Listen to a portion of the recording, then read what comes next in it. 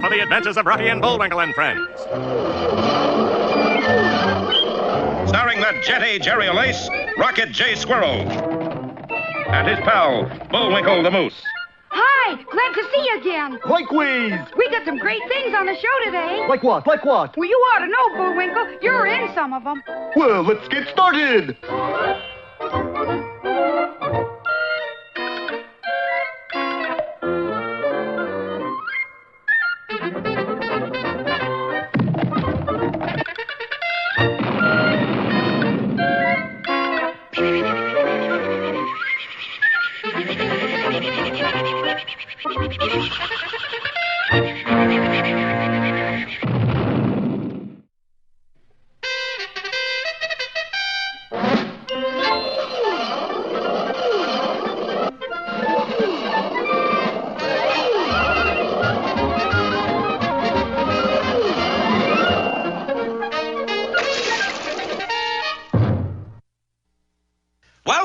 Story last time, things were in terrible shape. Some of the nation's smartest geniuses were turning into complete idiots. Professor, the public would like to know, what is your theory of ion imbalance in solid-state particles? Don't bother me now. I'm watching the reruns of Pete and Gladys. But, Professor, that's the commercial that's on now. Yes, I know. That's the part I like best. Within a period of weeks, America's intelligence level sank 14 points, the lowest level since 3 itty fishes. In Washington, there was near panic. Dr. Flegel, we must have a meeting of the nation's remaining eggheads. Will you attend and act as chairman? I can't. Why not? Mama won't let me cross the street. In desperation, the government sent for Bullwinkle J. Moose. And his pal, Rocky. Oh, yes, of course. Meanwhile, a few miles behind them... Boris, darling, they got away. I think maybe I've been working too hard, Natasha. I need a vacation. What was that? What was that? I heard you bad enough. Boris, that voice, where is it coming from? My two-way wrist television? A two-way wrist television. I'll show that Dick Tracy. Amazing. Not so amazing. Everybody has one. A two-way television? A two-way wrist. So, you want the vacation, eh, bad enough? Boris, that is the voice of fearless leader. You were expecting maybe Ellen Font? I may be able to arrange a permanent vacation for you, bad enough. Just kidding, fearless little body boy baby doll. You know me. Unfortunately, yes. Ha ha, that's funny. Funny. It wasn't supposed to be. Oh. Now that you have failed on your own, you will put into effect Plan X. Plan X? Oh, no. It's an order. Plan X it is. Signing off. Auf Wiedersehen. You said it. You know, Natasha, fearless leader is a lying, cheating, double-crossing, vicious, no-good killer. But someday he'll go too far. Meanwhile, as our heroes paused briefly at McKeesport, PA, a mysterious airplane flew above their train, then suddenly plunged directly at their railroad car. Bullwinkle, that plane! It's going to hit us! Just because we took the train? But at that moment, the plane dropped a large cylindrical object and zoomed upward. Land the lakes, now what? That must be a bomb. This is the end, Bullwinkle. According to my watch, we still got 1 minute and 5 seconds. And so it seemed, for a parachute suddenly popped up from the object, and as it floated down, our heroes heard a familiar voice. Avast and belay, piped the quartermaster and left the dinghy. Bullwinkle, that's Captain Peach Fuzz. He sure looks different. No, he's inside that escape pod. And it was true. Outstep backwards, of course, Captain Peter Wrong Way Peach Fuzz. Rocky, Bullwinkle, where are you? Right behind you, Captain. Oh, don't ever sneak up on me like that. How come this sudden visit, Captain? Yeah, and why the pod? Too many starches, I guess. Oh, the pod! Well, I just had to see you. About what? Well, it's all in this memo. What memo? Oh, wouldn't you know it? I must have left the memo with the pilot. Oh, boy. No, that can't be. I was the pilot. You were? Yes. I wonder what happened to the plane after I bailed out. Hey, I think I know. What? It travels in a big loop. Yeah? And right now, it's coming down on our head. Yes, sir. There it comes now. No, and oh, good heavens. Well, don't miss our next episode, 3 to go, or crash on delivery.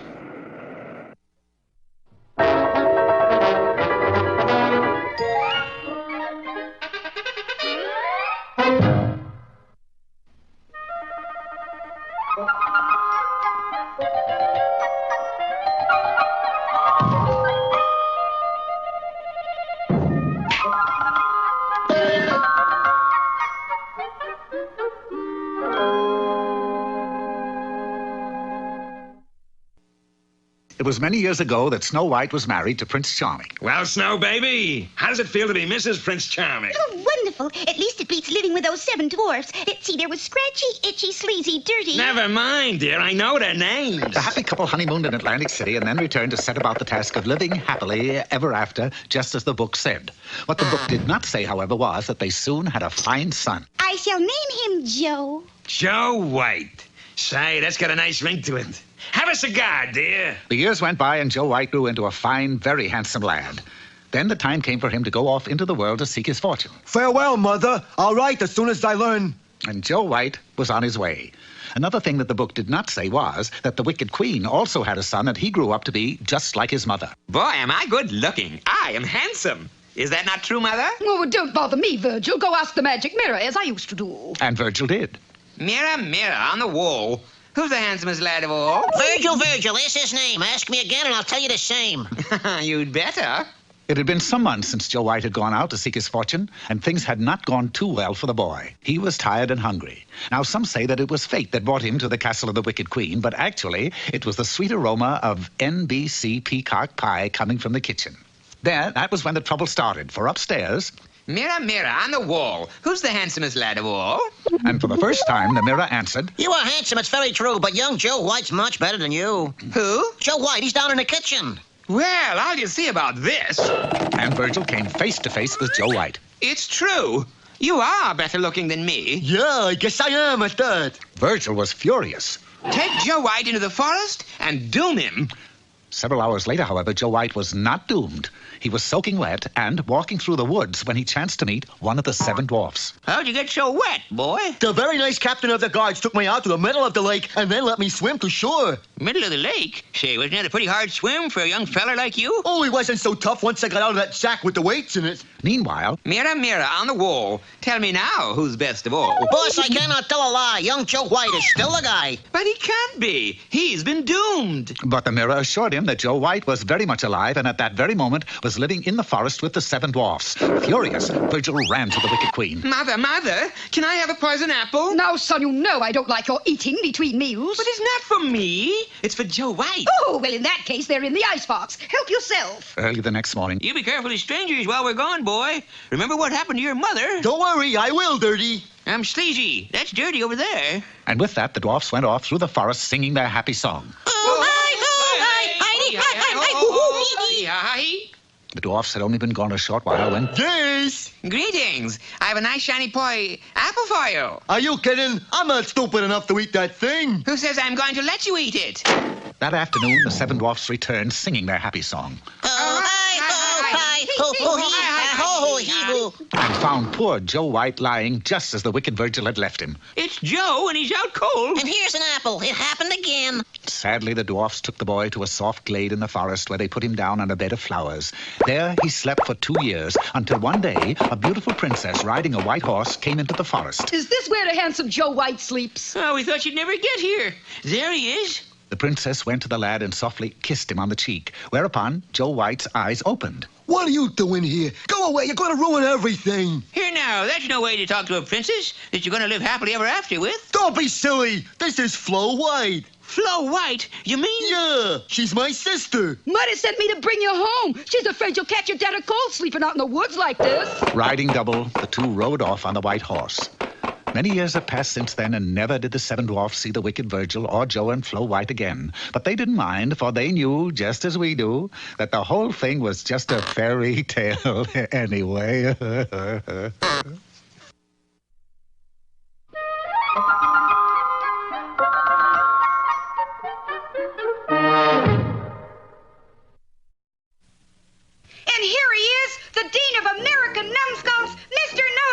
Our lecture today is entitled How to Own a Hi-Fi on a Low Income and IQ.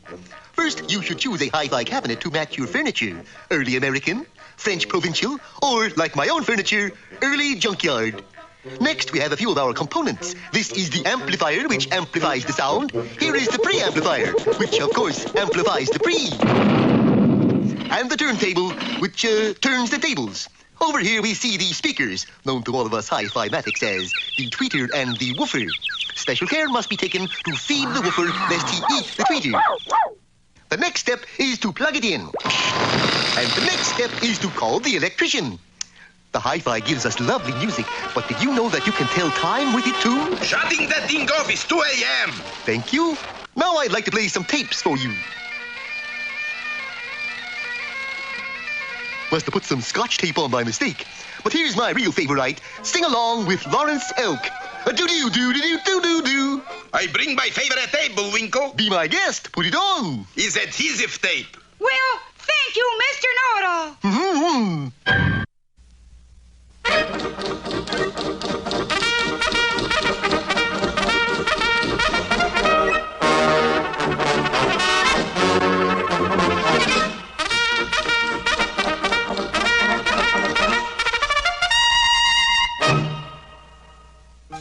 The Royal Canadian Mounties had not had a visitor for some time, and Inspector Fenwick was rather lonesome. And then a letter came announcing... The arrival of my nephew Melvin, a cute 8.5-year-old. They say he's a spitting image of me. Do-Right, I want you to take care of the youngster. He's due to arrive on the 12:02. But, Inspector, aren't there more important things for me to do than play nursemaid to some whining kid? Attention, Do-Right! You must remember that my nephew is a Fenwick. Fenwicks do not whine. If I ever so much as hear you use that expression again, I'm going to drum you out of the force. Yes, sir, Inspector Fenwick. Hold up. I have finally decided that the only way to beat the Mounties is to bore from within. By that I mean we will have to plant someone within the RCMP camp who will, with the nerves of steel and keen perseverance, do away with Inspector Fenwick. But Snidely, they'll recognize me. No, Hobart, I wasn't thinking of you. The man I have in mind is Nasty Noogle. Oh, no, Snidely, not Nasty Noogle. Yes, Hobart, things have gone too far. It's time for Nasty Noogle. We've got to get him into the Mounties. There's only one problem. Nasty Noogle is only 3 feet tall, and you know the requirements of the Mounties. Eyes are blue. Heart, that's true. Snidely, Noogle's nasty. Of course, he's nasty, but that won't keep him from getting into the Mounties. It's his height. They won't accept anyone under 5 feet 10 inches tall. But I'll think of something. Anyway, Noogle's due on the 12:02. Oh, the jig's up. Dudley's here. If he sees Noogle, he'll catch on to the whole thing. Melvin, I am Dudley Do-Right, come to take you to camp. What's the matter? Oh, you don't have a balloon. Well, here. What do you make of that, Homer? Here he is, Inspector. Your little nephew, Melvin. This is my nephew? This is my nephew.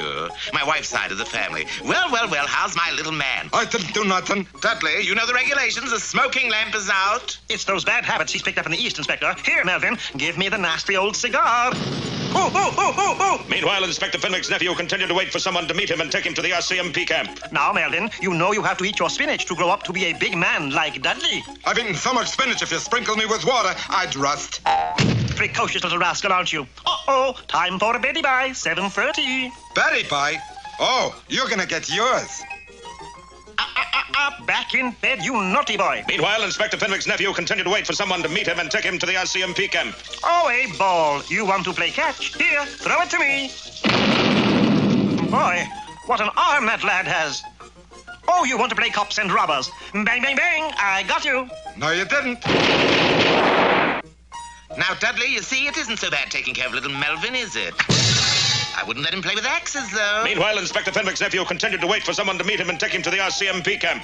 Dudley, can I use your razor? I told you, Melvin, no more bombs, revolvers, axes, or razors. But I gotta take a shave. Nonsense. 8.5-year-old boys don't shave. As time passed, Noogle's beard grew, and Inspector Fenwick's nephew continued to wait for someone to meet him and take him to the RCMP camp. There's something strange about Melvin. He has a beard. 8.5-year-old boys don't have beards. Ergo, he is not an 8.5-year-old boy. You mean, Dudley? That your nephew is a 40-year-old man. Then that means that I'm 97 years old, Dudley. A 97-year-old man. Can I help you back to your office, Inspector? Wait, Dudley, that's not my nephew Melvin. That's my nephew Melvin. Hello, Melvin. Hello, Uncle Fenwick, and goodbye. Goodbye, Melvin. My vacation's over, Uncle Fenwick. I must return home now, but don't think it hasn't been fun. Well, say hello to your mother for me. Nice lad. Oh, I forgot to tell you, Inspector. This wanted poster came in about a month ago. It says be on the lookout for a man called Nasty Noogle. Anything unusual about his description? Well, he smokes cigars, carries an axe, a revolver, and a bomb. Oh, and he's 3 feet tall. You know, the usual description. Just another face in the crowd. Eh, Dudley?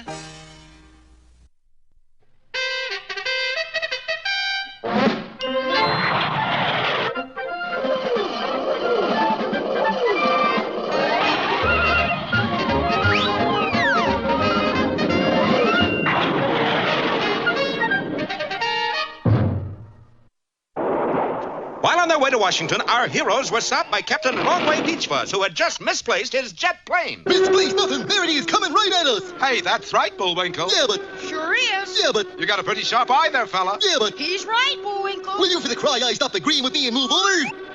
Boy, you fellers almost agreeabled yourselves under a tombstone. But you were right, Bullwinkle. You sure were. Yes, sir.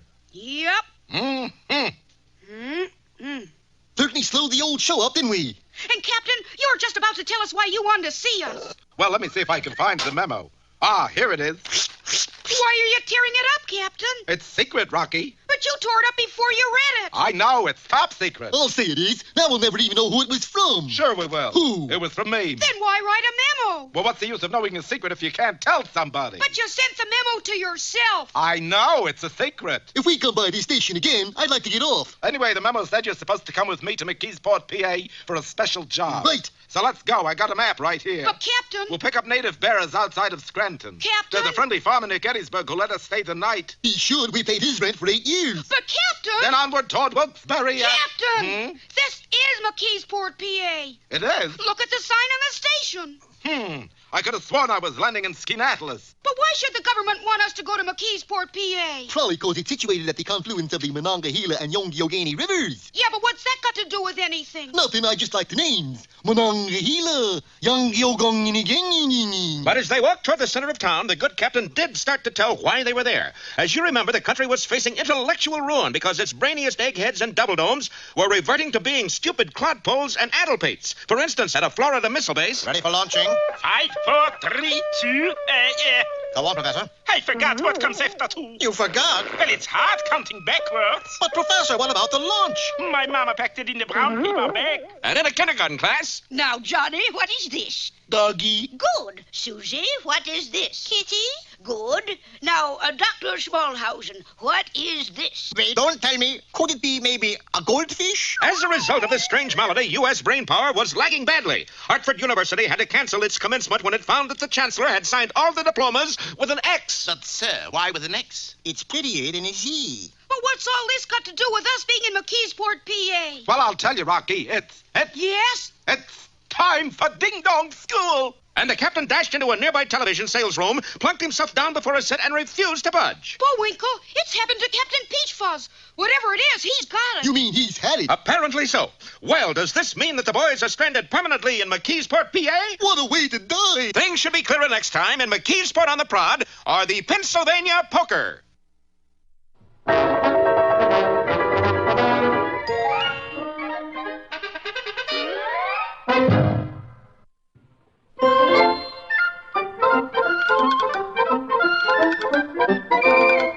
Well, I guess that about wraps up another Rocky show. Certainly hope you enjoyed it. I did. I always say... Bullwinkle, time for us to go. Already? Okay, but first, here are some of the people who made this show impossible.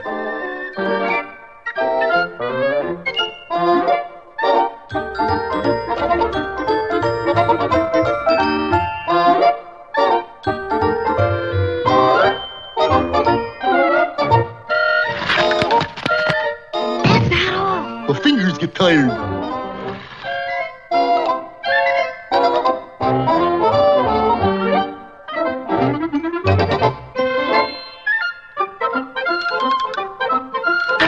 Oop! Another way for me again. Well, see you next time. Ready, Bullwinkle? Alley! Oop!